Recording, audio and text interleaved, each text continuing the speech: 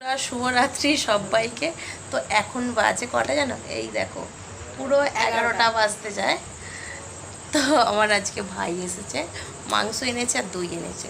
তো আমাদের পরোটা আলু ভাজা হয়ে গেছে, আর ভাই আসছে মাংস নিয়ে। তো ভাই একটু ভাত পছন্দ করে, তো ভাত করেছি আর মাংসের তরকারি করেছি। তো ওকে বললাম একটু তাহলে দই নিয়ে আসবি। আজকে তো বৃষ্টিতে ভিজেছি, প্রচণ্ড ভিজেছি, আর মানে কি দমকা ভিডিও বানিয়েছি। তো এখন আমার 1 কেজি দই নিয়ে আসছে। দেখো খেয়ে তো আর মনে হচ্ছে আমি আর কথা বলতে পারবো না, এমনিতে আমার গলা ধরে গেছে। তো হসপিটালে যখন মায়ের কাছে ছিলাম, তো তখন থেকে আমার গলা ধরে গেছে। আবার দেখো কত বড় দইয়ের খুলি নিয়ে আসছে। ভাইকে বললাম আমার দইটা না ফেভারিট একদম, তো ভাইকে বললাম একটু তাহলে দই নিয়ে আসবি। কবে পড়ে যাবে? তো আমার দইটা না হেভি লাগে। তো এখন বাজে 11টা, এখন খাবো দই। আর তোমাদের দই কার কার মানে ভালো লাগে খেতে? এনে বাকি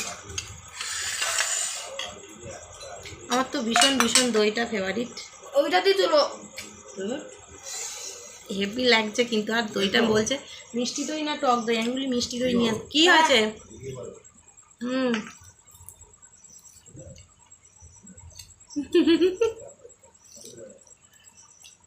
আমার তো মনে হচ্ছে গেল কথা বলা, মানে গলা এবার বদ্ধ হয়ে যাবে, বদ্ধ। সামনে আসছে রথ, এত গলা ধরে গেলে হয় বলো? লাস্টে জ্বরেতে পড়ে থাকলে আমার আনন্দটাই লাস্টে মাটি হয়ে যাবে।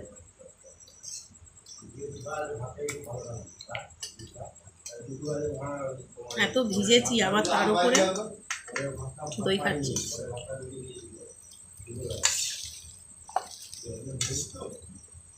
তো বাই, টাটা, চলো শুভরাত্রি। এখনও খাওয়া দাওয়া হয়নি আমাদের। শুতে আজকে মানে ঘুমাতে আজকে বাজবে 12টা বাজবে, কারণ ভাই এসেছে, একটু গল্প টল্প হচ্ছে, খাওয়া দাওয়া হচ্ছে। আমাদের অর্ধেক জন রুটি খায়, অর্ধেক জন হচ্ছে ভাতের ভক্ত। তো চলো, আর নিবি দই? আমাদের সৃজনবাবু দই খাচ্ছে, আমাদের সৃজনবাবু দই খাচ্ছে খালি গায়ে। এত গরম হচ্ছে খালি গায়ে। খাবে চলে এসো।